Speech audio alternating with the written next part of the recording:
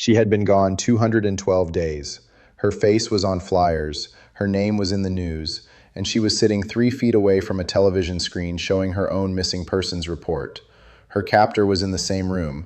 He was watching it too. He thought it was funny. He thought it proved he was untouchable. And then he fell asleep. That was the window. That was 7 months of psychological warfare, physical isolation, and systematic control. And it came down to one man's arrogance putting him to sleep. I'm Danny Cruz. I don't have a badge. I have documents. And today we're going into the documented psychology of long-term captivity, the institutional failures that allowed this to drag on for 7 months, and the precise sequence of decisions, hers and his, that ended this case. Because the question everyone asks, why didn't she just leave, is the wrong question. And I'm going to explain exactly why. If you want to understand how captivity actually works, not the Hollywood version, the real version, subscribe right now. Hit the bell, because this channel doesn't do easy answers. We do documented facts. Let's start with what most people get wrong. When you hear that a woman was held captive for 7 months and escaped when her captor fell asleep, the first thing your brain does is calculate opportunity. 7 months. That's roughly 210 days, dozens of nights, hundreds of moments. The untrained mind immediately produces a question. Why didn't she escape sooner? It feels logical. It feels like the obvious gap. But that question is built on a foundational misunderstanding of what coercive control does to a human nervous system. Dr. Judith Herman, professor of psychiatry at Harvard Medical School, documented this comprehensively in her landmark work on trauma and recovery.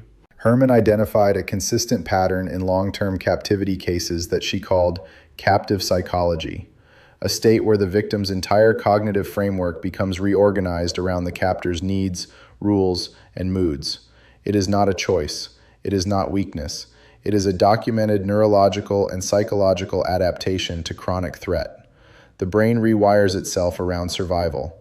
Escape stops being a simple physical act and becomes an almost incomprehensible concept, because the architecture of self that would initiate escape has been systematically dismantled. This is important. Write it down if you need to, because the failure to understand this is not just an intellectual failure. It is an investigative failure. It is a systemic failure, and it is one of the primary reasons cases like this one last 7 months instead of 7 days. Here is the framework. Coercive control is a term documented extensively by researcher Evan Stark. His work, spanning decades and thousands of cases, defines coercive control not as a single act of violence, but as a pattern, a strategic, ongoing campaign to strip a person of their liberty, autonomy, and identity. It operates in phases. First, isolation. The captor severs ties with family, friends, colleagues. The victim's world shrinks to one person. Then rules, arbitrary, ever-shifting rules that require constant vigilance to navigate. Then punishment for violations, which creates a state of permanent hypervigilance. Then intermittent reward, which is where trauma bonding begins. Intermittent reinforcement is a well-documented behavioral psychology mechanism. It was originally studied in laboratory settings. B.F. Skinner observed that unpredictable rewards created stronger behavioral conditioning than consistent ones. In captivity, this translates to moments of apparent kindness from the captor, food, reduced hostility, brief warmth, interspersed with punishment and terror. The victim's nervous system clings to those moments of relief. They become disproportionately powerful. The brain begins to associate the captor with survival itself. Not because the victim is irrational, because the brain is doing exactly what it evolved to do: find the path to staying alive.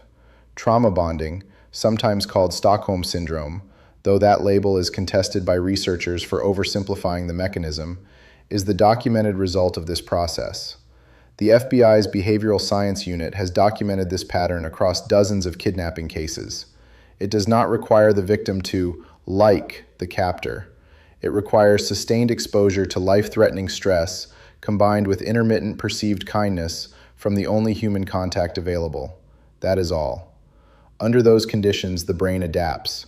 The victim's behavior adapts to maximize survival within the captor's system. Escape, in that cognitive framework, is not escape. It is risk. unknown territory, probable death. So when you ask why she didn't leave sooner, understand what that question actually means. It means, why didn't she voluntarily step into the unknown after 7 months of systematic conditioning designed to make unknown feel like certain death? The answer is documented in decades of psychology research. The brain does not work that way. And any investigative framework that doesn't account for this, that waits for a victim to want to escape, rather than actively working to create conditions where escape becomes cognitively accessible, is a framework that will fail victims every single time. Now let's talk about the investigation. Because it had been running for 7 months, and it hadn't found her. The initial missing persons report was filed within 48 hours of her disappearance. That window matters. The FBI's own internal guidance on missing persons cases emphasizes that the first 72 hours are the highest probability period for locating an active captivity victim. Physical evidence is fresher. Digital trails are more recent. Witnesses are more likely to remember details. After 72 hours, the probability of successful location drops significantly, not because investigators stop working, but because physical evidence degrades, memories shift, and the captor has time to establish routine and cover. In this case, early investigative leads pointed in several directions. Witnesses reported a vehicle in the area around the time of her disappearance. Phone records showed her last call was placed approximately 3 hours before her disappearance was first noted. There were geographic patterns in the captor's known movements, documented later in court records, that overlapped with the investigation's search radius. But the dots weren't connected. Not in week 1, not in week 4, not in month 3. Why? This is the institutional failure question, and it's uncomfortable. Law enforcement agencies operating missing persons cases face documented resource constraints. Cases compete for investigative hours. In the absence of a confirmed crime, absent a body, absent definitive evidence of abduction as opposed to voluntary disappearance, resources are frequently diverted. This is not a policy secret. Researchers at the National Center for Missing and Exploited Children have documented the systemic under-resourcing of active adult missing persons investigations. Adult victims, particularly adults without documented vulnerability status, receive statistically fewer investigative hours than child victims or cases with confirmed homicide indicators. For 7 months, the investigation operated at the pace of available resources. Leads were followed. Tips were processed. Her family continued to push. Flyers stayed up. And the news cycle, which would ultimately become the instrument of her escape, occasionally revisited the story during slow news weeks, keeping her face in public circulation. This was, from the captor's perspective, both a threat and a source of entertainment. Documents from the subsequent prosecution describe how investigators discovered the captor had a pattern of watching news coverage of the case. He tracked it. He felt untouchable because months had passed and they hadn't found him. Complacency is a documented behavioral pattern in captivity perpetrators.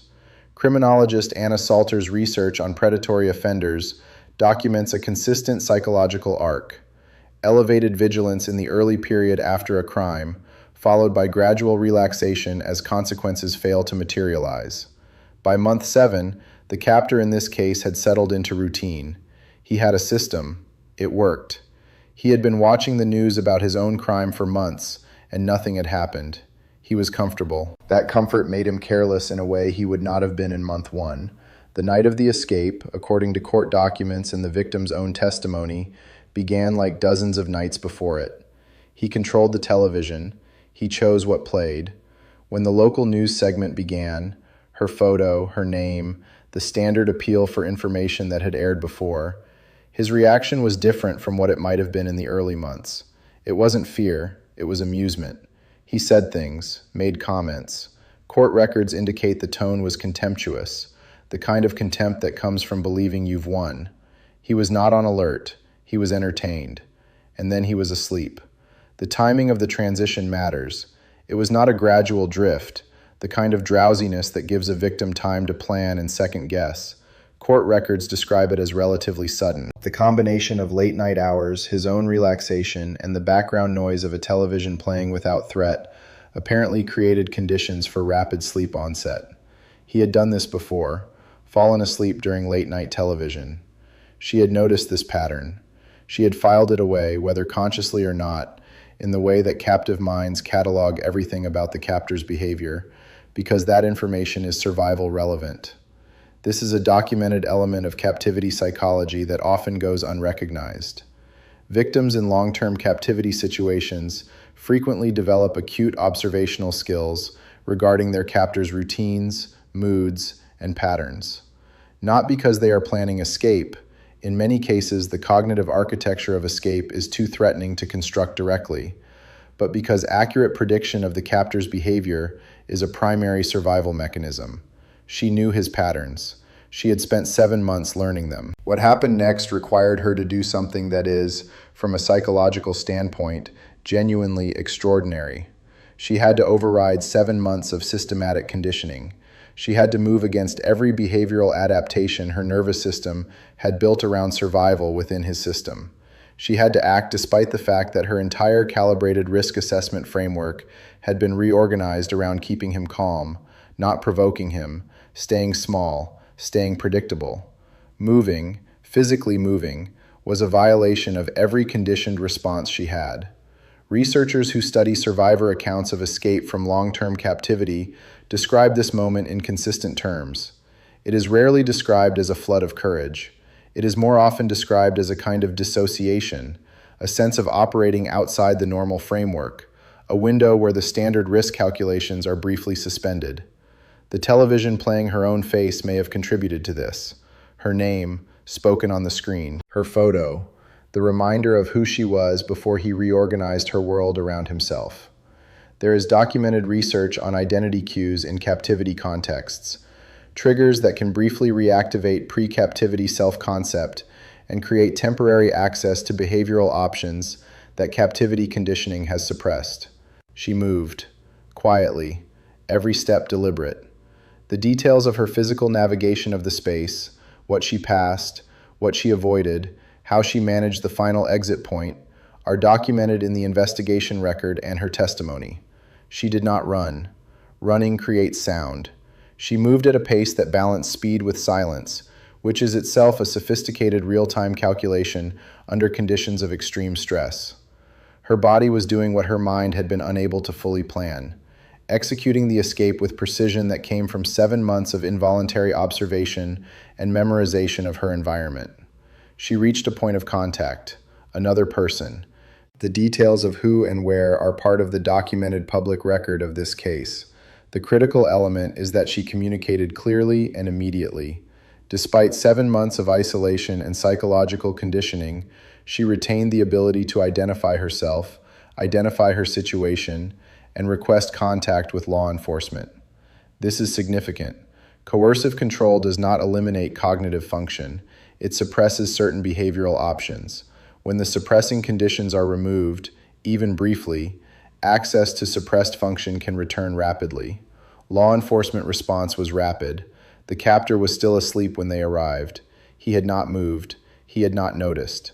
212 days of captivity ended while he was still in the chair, head back, television on.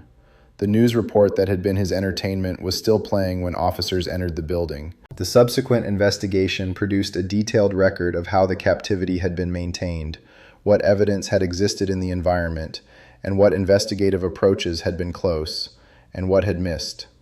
This documentation became, in the years after, a case study in how law enforcement agencies approach active captivity investigations. One of the key findings: neighbors. There had been behavioral anomalies that, in retrospect, constituted a recognizable pattern. Irregular hours, controlled access to the space, certain behaviors that individual neighbors had noted as strange, but had not reported because no individual data point felt sufficient to warrant a call. This is a documented phenomenon in neighborhood witness psychology, the diffusion of responsibility combined with threshold effects on reporting. Each neighbor held a piece of the pattern. No single piece felt like enough. The aggregate was definitive evidence. But the aggregate was never assembled until after the escape. Law enforcement agencies that have reviewed this case have used it to train officers on what to ask when doing neighborhood canvasses. Not, Did you see anything suspicious? Which requires the witness to have already done the pattern recognition work. But specific behavioral questions. Did you notice changes in vehicle patterns? Did you hear sounds at unusual hours? Did you ever observe someone entering or leaving in a way that seemed controlled or hidden? These specific prompts reduce the threshold for reporting by removing the burden of interpretation from the witness. You don't need to know it's suspicious. You just need to describe what you saw. The investigation also produced findings on how captivity victims can leave signals, even under high control conditions. This is sensitive territory, because any discussion of what a victim could have done must be framed carefully, and I want to be precise. Nothing about this woman's captivity was her fault. Nothing. Full stop. But from an investigative learning standpoint, understanding that victims sometimes do leave signals, and that those signals require trained recognition to interpret, has operational value for future cases. Researchers working with law enforcement have documented cases where captivity victims have used microcommunications, patterns of behavior visible from outside the immediate control zone that carry information if you know what to look for. Changed patterns in what goes in and out of a residence, window behavior, timing of observed contact with the outside world. These are not guaranteed. A high-control captor actively suppresses them, but when they exist, they require investigative attention. The captor was prosecuted. The charges were multiple and serious. The documentation assembled from 7 months of captivity, physical evidence, communication records, financial records, witness accounts, built a comprehensive case. He is in prison. She is not required to be defined by what happened to her. Her identity exists outside this story. Her name and face belong to her, not to this narrative. What she did, the act of moving in that window, overriding 7 months of systematic conditioning, navigating that escape, is documented evidence of human resilience that researchers who study captivity psychology point to as extraordinary, not because it should be required of anyone, but because it happened.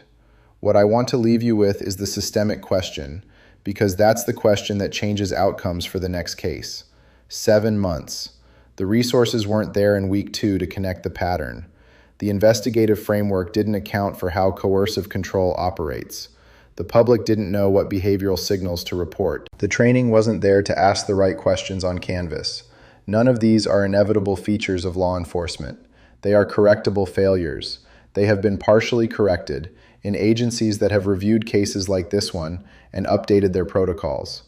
But partially corrected is not solved. There are women in captivity right now whose cases are being investigated by agencies still operating on the old framework. There are neighbors of captive victims who have pieces of a pattern and no idea those pieces are evidence. There are investigators who have not been trained to ask the specific questions that lower the reporting threshold. And there is a public that still asks, why didn't she just leave? Which means the public still doesn't understand coercive control, which means jury pools don't understand it, which means prosecution of perpetrators is harder than it should be. There is another documented element of this case worth examining, the role of media coverage in both helping and hindering the investigation. The news reports kept her face in circulation. That circulation is ultimately what created the escape moment. But media coverage of active missing persons cases is a documented double-edged dynamic. Sustained coverage maintains public awareness and tip line activity. It also signals to a captor exactly what law enforcement knows and doesn't know. Experienced investigators in long-term captivity cases have noted that perpetrators who follow their own media coverage often calibrate their behavior to the investigative picture being publicly presented. If media coverage reveals that investigators are focused on a particular geographic area or a particular lead, a sophisticated captor adjusts. This captor did exactly that, according to post-arrest interviews documented in prosecution records. The psychology of perpetrators in long-term captivity cases is its own documented field. Criminologists who study this population identify consistent traits: a high need for control, a capacity for sustained compartmentalization, and an often severe overestimation of their own intelligence relative to investigators.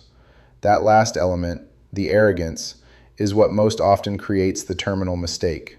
This captor had convinced himself over 7 months that he was simply smarter than the system. Watching news coverage of his own crime and feeling contemptuous of investigators who hadn't found him reinforced that belief every time. His guard dropped, not because he became careless in general, but because he had accumulated 7 months of evidence, in his own distorted cognition, that he was safe. He fell asleep because he believed the story was over. He believed he had won. He was wrong. And the documented record of why he was wrong is now a training resource for investigators across multiple agencies. Information changes this. Understanding what coercive control actually does, documented, researched, peer-reviewed understanding, changes how people report, how investigators investigate, how prosecutors prosecute, and how juries judge. That is why these cases matter beyond the individual story, because the pattern is the problem. And you can't break a pattern you can't see. If you stayed all the way through this one, subscribe. I mean it. We cover the cases that require actual documentation, actual research, actual effort to understand. No easy answers. No manufactured drama. If that's what you're here for, hit subscribe and the bell so you don't miss the next one. I'm Danny Cruz. I don't have a badge. I have documents. And I'll see you in the next case.